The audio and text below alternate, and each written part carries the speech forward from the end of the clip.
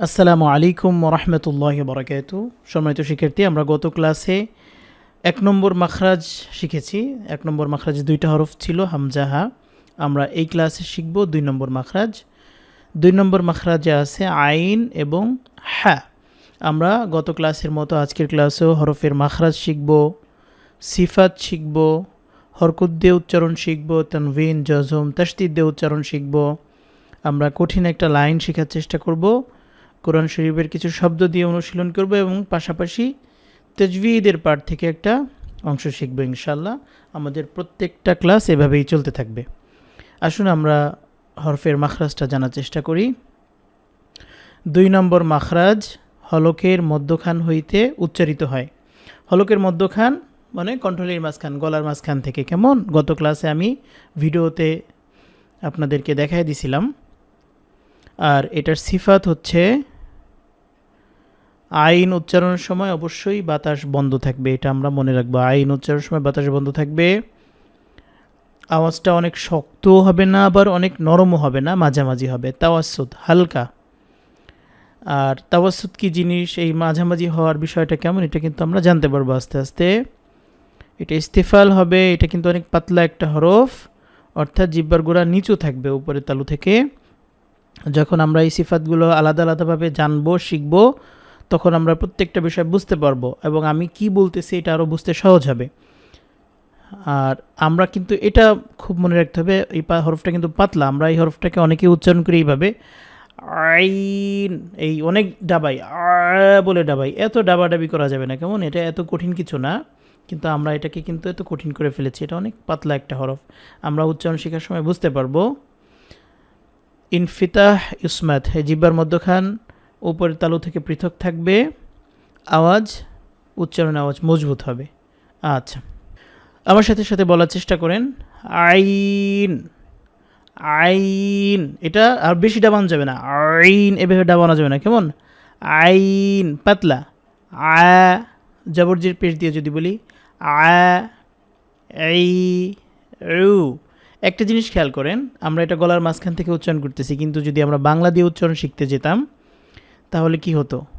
এটা কিন্তু আমাদের এই সরেয়া দিয়ে কিন্তু বোঝা যায় না, এটা সরেয়া দিয়ে বললে এটা হতো আইন।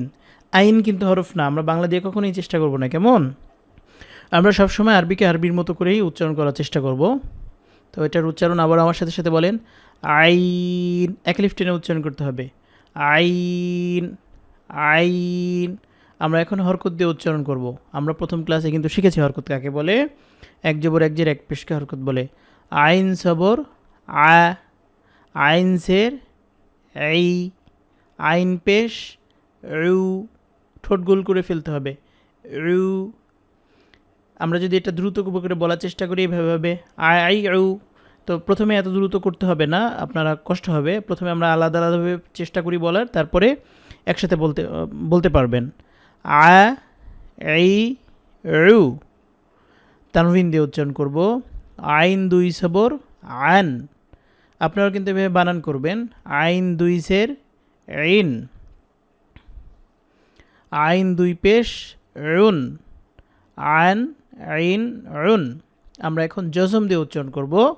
জজম তার ডান দিকের হরকতের সাথে মিলে একবার উচ্চারিত হয়, কেমন? আর তাসদিদ উচ্চারিত হয় কয়বার? 2বার। একবার ডান সাইডের হরফের সাথে মিলে, আর একবার নিজে নিজে উচ্চারিত হয়। আমরা জজম দিয়ে বলার চেষ্টা করি, আলিফ আইন সবর আ।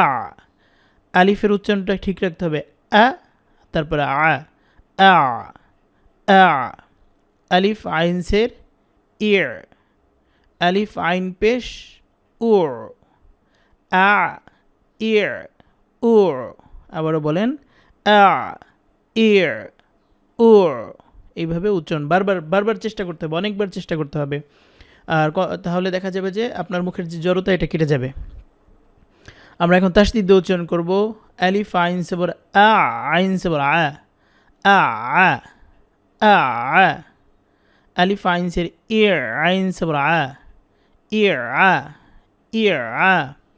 আলিফ আইন পেশ উর, আইন সবর আ, উর, আ, উর, আ, আ, ইর, আ, উর, আ।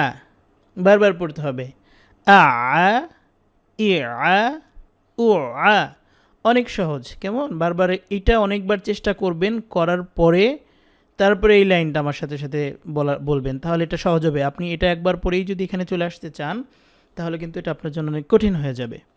আমার সাথে সাথে এই লাইনটা বলার চেষ্টা করেন। এই লাইনটা অনেকবার বলতে হবে। এটা যদি আপনি বলতে পারেন তাহলে আপনার আইন হয়ে গেছে। আর এটা যদি বলতে না পারেন, আটকে আটকে যায়, তাহলে আপনাকে আরও বেশি পড়তে হবে। এমন না যে হবে না, হ্যাঁ, আপনি যদি তুতলাও হন আপনার হয়ে যাবে। আমার সাথে সাথে বলেন আই, ডাবানো যাবে না, আই এভাবে ডাবানো যাবে না। কেমন? আই আউ আই আ আউ আই আ আউ আই আউ আই আমিনাল মুআই আমিনাল মুআই আউ আই আউ আই আ, বারবার বলবেন আই আউ আই আউ আই আমিনাল মুআই আউ আই এইভাবে এটা অনেকবার চেষ্টা করতে হবে। এটা যদি পারেন হয়ে যাবে ইনশাআল্লাহ। কোরআনের শব্দ দিয়ে অনুশীলন।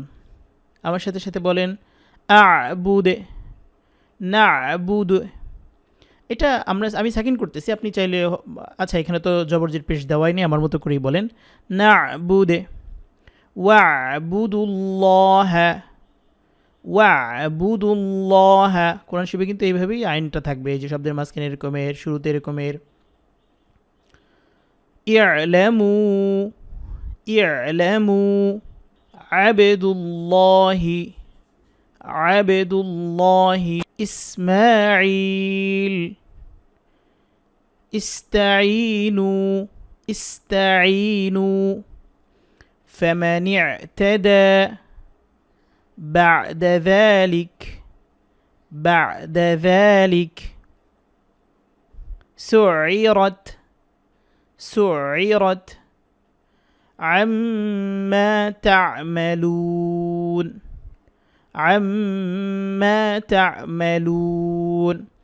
সম্মানিত দর্শক, এইভাবে কিন্তু শব্দগুলো বারবার পড়ে পড়ে চেষ্টা করবেন। আমরা এখন 2 নম্বর মাখরাজের 2 নম্বর যে হরফ হা সেটা শিখব। দেখেন, একই মাখরাজ, হলকের মধ্যখান হইতে উচ্চারণ হবে। আইনের ভিতরে কিন্তু বাতাস বন্ধ ছিল, হায়ের মধ্যে বাতাস থাকবে, এটাকে হামস বলে। কেমন? এটার মধ্যে রেখওয়াত আছে, এই হা উচ্চারণ করার সময় বাতাস আওয়াজটা চালু থাকবে। যেমন আর রহমান, রাহ কিছুটা চালু থাকে, দেখছেন? এটা খেয়াল রাখতে হবে। তারপর ইস্তিফাল, এটা অনেক চিকন একটা হরফ, মোটা হরফ না। হ্যাঁ, 4 নম্বর যে সিফাত, দেখেন এই জিনিসটা আমাদেরকে খুব খেয়াল করতে হবে। প্রত্যেকটা হরফে কিন্তু যে 5টা 6টা 7টা করে সিফাত আছে। হ্যাঁ, এগুলো কিন্তু আমরা অনেকেই জানি না, সিফাত কী জিনিস এটাই জানি না। আমরা শুধু জানি মাখরাজ থেকে পড়তে হবে, এই জন্য আমরা পড়ি, ঠিক আছে, আমাদের তেলাওয়াত শুনলেই বোঝা যায় যে কোনো বাঙালি তেলাওয়াত করতেছে। হ্যাঁ, তো এই জন্য আমাদের পড়া যদি আরবিকদের মতো করতে হয় অবশ্যই সিফাতগুলো খেয়াল করতে হবে। দেখেন এখানে ইস্তিফাল, এটা তো আমরা বললামই। ইনফিতাহ, অর্থাৎ এই হরফটা আদায় করার সময় জিহ্বার মধ্যখান উপরের তালু থেকে পৃথক থাকবে। ইসমাত, উচ্চারণে আওয়াজ মজবুত হবে। আচ্ছা, এটাও দেখেন, এই যে আমি বাংলা লিখে দিয়েছি, এটা হয় করে হা লেখা। এটা কি হা? এটা তো হ্যাঁ, বাংলা দিয়ে বোঝা যাবে না। হ্যাঁ, হরফটা আমার সাথে সাথে বলেন। এই হরফটা উচ্চারণের সময় একালিফ টেনে পড়তে হবে। হ্যাঁ, আপনাদের কোনো প্রশ্ন থাকলে ক্লাসে জিজ্ঞাসা করবেন, কেমন? আপনাদের সুযোগ দেওয়া হবে, সবার পড়া শোনার পরে তারপরে প্রশ্নের জন্য আলাদা সুযোগ দেওয়া হবে। হ্যাঁ, বারবার বলেন হ্যাঁ, কণ্ঠনীর মাঝখান থেকে। হ্যাঁ, বাতাসপূর্ণ একটা হরফ।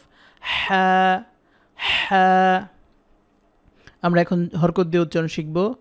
হ্যাঁ জবর হ্যাঁ, হ্যাঁ জের হি, হ্যাঁ পেশ হু। আচ্ছা, একটা জিনিস খুব খেয়াল করতে হবে, হ্যাঁ হি হু একরকম যেন সাউন্ড হয়। হ্যাঁ, কোনো সময় দেখা যাবে হ্যাঁ বলার সময় ঠিকঠাক থাকতেছে, হি বলার সময় আসতেছে না, তার মানে কি আপনার হরফটা এখনও হয়নি। তো না হলে কি করতে হবে? হতাশ হয়ে বাদ দিয়ে দিতে হবে পড়া? না, চেষ্টা করতে হবে, অনেক চেষ্টা করতে হবে, বারবার বলতে হবে হ্যাঁ হি হু, হ্যাঁ হি হু, বারবার বলতে হবে। হয়ে যাবে, হয়ে যাবে, হবে না এমন না, হয়ে যাবে। সবাই পারতেছে, আপনি কেন পারবেন না? আমি কেন পারছি? আমি তো পারছি না, আমি তো অ্যারাবিক না, আমি বাংলাদেশি। তো আমি অনেক চেষ্টা করছি, পারছি। গলা ভেঙে গেছে শিখতে শিখতে। প্রথম যখন শেখা শুরু করেছিলাম আমার মনে আছে গলা ভেঙে গেছে, এবং আমার কাছে যারাই পড়েছে খুব মেহনত করছে তাদেরও প্রথম প্রথম একটু গলাটা ভাঙছে, পড়তে হবে, চেষ্টা করতে হবে। তানবিন দিয়ে উচ্চারণ, হ্যা দুই সবর হ্যান, হ্যা দুই জের হিন, হ্যা দুই পেশ হুন, হ্যান হিন হুন, একই রকম। আমরা এখন জজম দিয়ে উচ্চারণ শিখব। আলিফ হ্যা জবর আহ, আলিফ হ্যা জের ইহ, আলিফ হ্যা পেশ উহ, আহ ইহ উহ, বারবার চেষ্টা করতে হবে। আহ ইহ উহ, তাসদিদ দিয়ে শিখব। আলিফ হ্যা জবর আহ, হ্যা জবর হ্যা, আহ হ্যা, আলিফ হ্যা জের ইহ, হ্যা জবর হ্যা, ইহ হ্যা, আলিফ হ্যা পেশ উহ, হ্যা জবর হ্যা, উহ হ্যা, আহ হ্যা, ইহ হ্যা, উহ হ্যা। এই কয়টা অবস্থা ভালো করে প্র্যাকটিস করার পরে তারপরে এই লাইনটা হচ্ছে চেষ্টা করতে হবে, একটু সময় দিতে হবে। কেমন? একটু সময় না দিলে শিখতে পারবেন না। আর আমাদের কোর্স তো অনেক লং কোর্স না, মাত্র 4 মাসের একটা কোর্স, তাও সপ্তাহে ক্লাস 3 দিন অথবা 2 দিন হচ্ছে। হ্যাঁ, সুবিধা অসুবিধা বুঝে আর কি। তো অনেক লম্বা সময়ের প্রয়োজন, তারপরেও আমরা চেষ্টা করব এই সময়ের মধ্যে কোরআন শরীফ যেন রিডিং পড়ার যোগ্যতা অর্জন করা যায়, এতটুকু চেষ্টা আমরা করব। আমার সাথে সাথে বলেন হ্যা হি, হ্যা হু হি হ্যা, একরকম থাকবে সব। হ্যা হু হি হ্যা, হ্যা হু হি, হ্যামিনাল মুহাহি, হ্যামিনাল মুহাহি, হ্যা হু হি হ্যা, হ্যা হু হি হ্যা, বারবার চেষ্টা করবেন, বারবার চেষ্টা করবেন, হয়ে যাবে। হ্যা হি হ্যা হু হি হ্যা, হ্যা হু হি হ্যামিনাল মুহাহি, হ্যা হু হি হ্যা, হয়ে যাবে। কোরআনের শব্দ দিয়ে অনুশীলন। আমরা এখন কোরআনের শব্দ দিয়ে চেষ্টা করব উচ্চারণের। ইসমুহু আহমেদে, আহমেদে, ইহসানা, আমার সাথে সাথে বলবেন ইহসানা,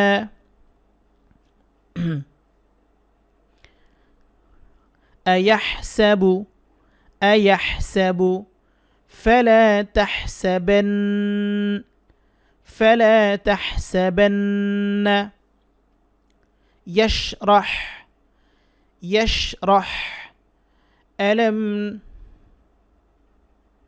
আচ্ছা, এখানে সিন না, এখানে শিন হওয়ার কথা, নুক্তা দিতে আমি নিজেই ভুলে গিয়েছি, এটা আমি ঠিক করে নিব। আলাম নাশরাহ, আলাম নাশরাহ লেখা সদরক থেকে নেওয়া। হ্যাঁ, এই দেখেন নুক্তা দিতে ভুলে গিয়েছি, এই যেরকম 3টা নুক্তা থাকবে। যাই হোক, উচ্চারণটা শিখেন।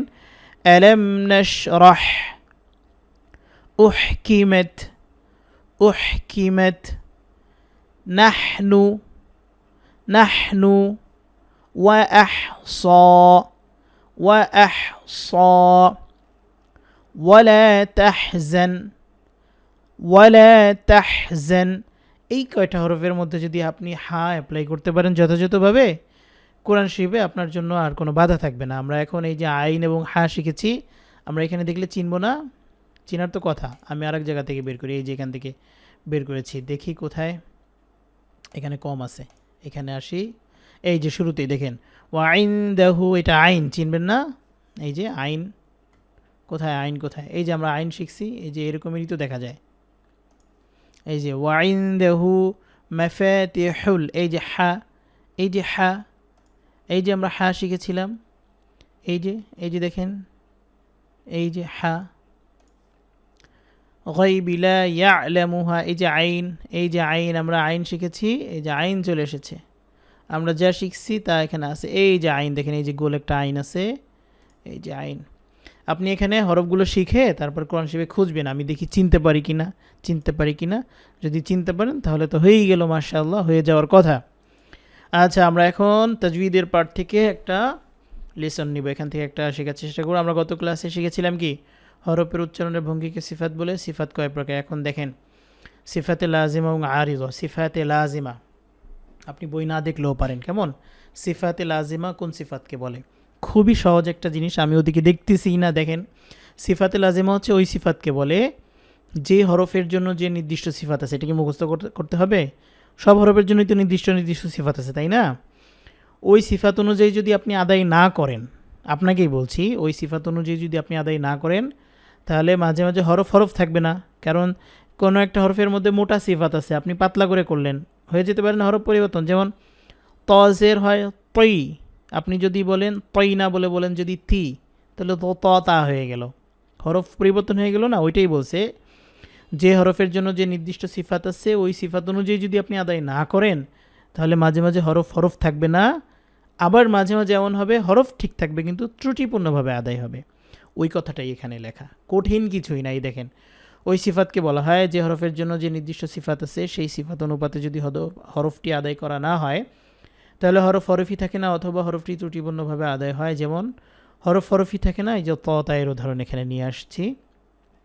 ত এর মধ্যে পুর সিফাত আছে, পুর মানে মোটা, কিন্তু হরফটি পুর সিফাত অনুপাতে আদায় না করলে তো হরফটি তা হয়ে যায়। আর ত্রুটিপূর্ণভাবে আদায় হয় কীভাবে? দালের মধ্যে কলকলা আছে, এই কলকলা আমরা জানতে পারবো পরে। কলকলা মনে হচ্ছে ধাক্কা লাগা, যেমন দালকে যদি সাকিন করেন তাহলে আলিফ দাল জবর আদে, এরকমের ধাক্কা হয়। কিন্তু আপনি যদি কলকলা আদায় না করেন, আদ পড়েন, তাহলে ত্রুটি হলো কিন্তু হরফ পরিবর্তন হলো না। এই হচ্ছে সিফাতে লাজিমা। এখন আমরা সিফাতে আরিদা শিখব। দুইটাই শিখতে হবে, সহজ, লেখা অনেক কিন্তু খুবই সহজ কথা। আমাদের ভাষায় আমাদের মতো করে লেখা। কেমন? সিফাতে আরিদা বলে ওই সিফাতকে, এটা আরও সহজ। ওই একই কথা, যে হরফের জন্য যে নির্দিষ্ট সিফাত আছে ওই অনুপাতে যদি আপনি আদায় না করেন তাহলে কি হবে? হরফ ঠিক থাকবে কিন্তু সৌন্দর্য নষ্ট হয়ে যাবে। সিফাতে লাজিমা হরফই নষ্ট হয়ে যায় যাতে নামাজ ভেঙে যায়। হ্যাঁ, সিফাতে লাজিমা ছেড়ে দিলে অধিকাংশ সময় নামাজ ভেঙে যাবে।